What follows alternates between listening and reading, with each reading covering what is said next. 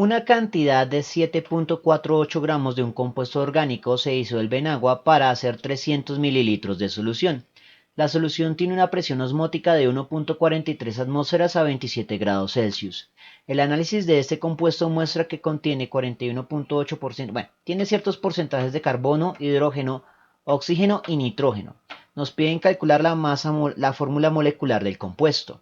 En este video específicamente vamos a resolver esto aplicando teoremas. Sin embargo, los teoremas que estamos usando acá, bueno, especialmente este, y creo que borré otro que vamos a necesitar, están pensados para el análisis de combustión. Sin embargo, podemos ajustarlos para el análisis de composición porcentual fácilmente, de forma tal que no tengamos que usar fórmulas diferentes para uno u otro escenario. Al igual que con el procedimiento anterior, tenemos que hacer los mismos presupuestos. El primero, una cuasi ecuación de reacción química en el cual el compuesto se libera en formas monoatómicas donde los subíndices se convierten en coeficientes estequiométricos. Esto implica que la sustancia reservoria que se emplea acá va a ser igual a su forma elemental monoatómica. Eso implica las siguientes simplificaciones de este teorema. El elemento del tipo 1 es el elemento que conocemos la masa de su producto reservorio. Pero en este caso conocemos las masas de todos los productos reservorios porque conocemos todos los porcentajes. Por lo tanto, el producto será el mismo elemento. El subíndice en todos los casos es un 1 porque asumimos que todos los elementos son monoatómicos. Así que se reduce a esto. Lo primero que vamos a hacer es un análisis dimensional porque las fórmulas, al tener que repetirse muchas veces o tener que aplicar la misma fórmula varias veces, lo más eficiente es separar la resolución en dos partes. Primero un análisis dimensional analítico y luego sí la resolución del ejercicio pero por una tabla de datos. Entonces, para esta primera fórmula vamos a necesitar la masa que va a estar dada en gramos. La masa molar tiene unidades canónicas de gramos sobre mol. En el análisis dimensional, gramo que multiplica y gramo que divide se cancelan. Mol que divide una división en realidad multiplica y mol es unidad de cantidad de sustancia. Una vez que conocemos este análisis dimensional podemos comenzar a hacer una primer tabla de datos. En esa tabla de datos vamos a tener la identidad del elemento del tipo 1. Vamos a tener la masa molar para poder determinar la cantidad de sustancia, cosa que se debe repetir para carbono, hidrógeno, oxígeno y nitrógeno.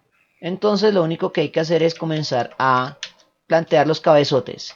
El elemento del tipo 1, su masa molar, para determinar su cantidad de sustancia. Entonces sería carbono, hidrógeno, oxígeno y nitrógeno. Las masas no están dadas aparentemente en el enunciado, pero debemos tener en cuenta que este tipo de escenarios siempre son dos experimentos por separado. Un experimento de análisis de combustión o de composición y un experimento de propiedad coligativa. En esta primera parte nos vamos a concentrar en el experimento de análisis porcentual y los datos para el análisis de propiedad coligativa van a ir un poquito más abajo. Bueno, debemos tener en cuenta que estamos haciendo lo de la fórmula empírica. Listo, nos concentramos ahora en los datos que corresponden al análisis porcentual y vamos a hacer el siguiente ejercicio de gimnasia mental. Vamos a asumir que la muestra en este experimento es de 100 gramos. Por lo tanto, todos los porcentajes se convierten en gramos de plumazo. Eso a su vez implica que la masa dada está dada en gramos, justo como corresponde a su análisis dimensional. Así que sería 41,8 carbono, 4,7 hidrógeno, 37,3 oxígeno, 16,3 nitrógeno. La masa molar tiene unidades canónicas de gramos sobre mol, siendo 12,01 para carbono, 1,01 para hidrógeno, 16,00 para oxígeno, 14,01 para nitrógeno. Y la cantidad de sustancia va a ir en moles. Y operamos la aritmética siguiendo la fórmula anteriormente indicada. Entonces sería 41,8 sobre 12,01. Vamos a ofrecer esto a 4 posiciones significativas, 3,480, porque aunque no sean las cifras significativas verdaderas, esto es un cálculo intermedio y entre más posiciones significativas vamos a acumular menos errores de redondeo. Luego iría 4,7 dividido entre 1,01. El resultado lo anotaremos como 4,653. En el siguiente caso vamos a tener 37.3 sobre 16. El resultado es de 2.331. En el siguiente caso, nitrógeno sería 16.3 sobre 14.01. El resultado sería 1.163. Lo que sigue es identificar el elemento de tipo 2, es decir, el elemento de ponderación, que es quien tiene la menor cantidad de sustancia. En este caso va a ser nitrógeno. Lo resaltamos y vamos a utilizar el segundo teorema clave, que es el de determinar los subíndices empíricos. En este segundo teorema, lo que nos indica es que sacar el ratio de cantidades de sustancia nos va a dar un ratio de subíndices empíricos para la fórmula empírica. El análisis dimensional es adimensional por definición porque es un ratio de cantidades de sustancia, así que no necesitamos hacer un análisis dimensional explícito. Pero esto nos va a dar nuevamente una tabla de datos porque esta fórmula hay que aplicarla al menos 3 veces, teniendo en cuenta que el nitrógeno será siempre el elemento número 2 o elemento de ponderación. Así que debemos escribir una tabla en la cual tendremos la identidad del elemento tipo 1, vamos a tener su cantidad de sustancia, luego la cantidad de sustancia de ponderación para obtener el ratio de subíndices empíricos. Y esto se debe repetir para carbono, hidrógeno y nitrógeno, y oxígeno, siendo el nitrógeno el elemento del tipo 2.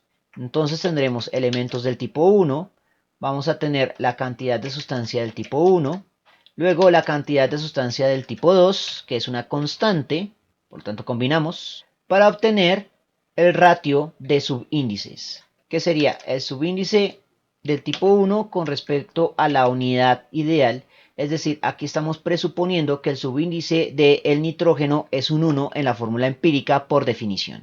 Y comenzamos a sustituir los tres elementos del tipo 1, sus cantidades de sustancia que obtuvimos en el punto anterior, la cantidad de sustancia de ponderación. Simplemente seguir la fórmula, que es pues dividir los moles. Entonces sería 3.48 sobre 1.163. El resultado al entero más cercano es un 3. En el siguiente tendríamos 4.653 sobre 1.163. El resultado al entero más cercano es 4. En el siguiente caso tendríamos 2.331 sobre 1.163. El resultado al entero más cercano es un 2. Con lo cual podemos reconstruir la fórmula empírica de la siguiente forma. Como dijimos anteriormente, dado que el nitrógeno es el elemento de ponderación, va a tener la unidad. El oxígeno va a tener subíndice 2, el hidrógeno va a tener subíndice 4 y el carbono subíndice 3. Siendo esto la fórmula empírica. Luego vamos a calcular la masa molar con la fórmula de masa molar en términos de, bueno, en este caso es para la presión osmótica, así que buscamos el otro teorema. Entonces, en la tabla de datos para presión osmótica es este de acá. Entonces, este sí es la masa molar para una presión osmótica. La identidad de soluto es desconocido, pero sí vamos a asumir que es un soluto molecular orgánico no ionizable. Nuevamente, de todas las sustancias orgánicas, pues son los ácidos orgánicos, los carboxílicos, los que son más ionizables y tendrán factores de Van Hoff más altos. Pero aquí no dice que este compuesto orgánico sea un ácido, así que vamos a asumir que su factor de Van Hoff es un 1. Luego, la constante 0.08206 en unidades de atmósfera litro sobre mol Kelvin. Luego vendría la temperatura absoluta, 27 más 273.15 nos da 300.15 Kelvin. La presión osmótica, 1.43 atmósferas. La masa, 7.48 gramos. El volumen debe expresarse a litros. 300 mililitros se puede convertir de plumazo a litros como 0.300 litros. En el análisis dimensional tendríamos lo siguiente. Litro que multiplica, litro que divide. Atmósferas que multiplica, atmósferas que divide. Kelvin que multiplica, Kelvin que divide, se cancelan. El resultado quedaría en gramos sobre mol, unidad canónica de masa molar, y operamos la aritmética. 0.08206 por 300.15 por 7.48 sobre, abre paréntesis, 1.43 por 0.3. El resultado es de 429 gramos sobre mol. Una vez que tenemos esto, podemos calcular la fórmula molecular a través del factor común de subíndices. Sustituimos la masa molar verdadera como 429 y este término es la masa molar empírica que se calcula con la fórmula empírica. Entonces sería 12.01 por 3 más 1.01 por 4 más 16 por 2 más 14.01. El resultado sería de 86.08. Sin unidades, porque gramos sobre mol que multiplica, gramos sobre mol que divide se cancela y el factor común de subíndices es adimensional. Operamos la aritmética, 429 sobre 86.08. El resultado se redondea al entero más cercano, que es un 5. Por lo tanto, vamos a multiplicar todos los subíndices empíricos por 5 para obtener la fórmula molecular. Entonces 5 por 3, 15, 5 por 4, 20, 5 por 2, 10, 5 por 1, 5.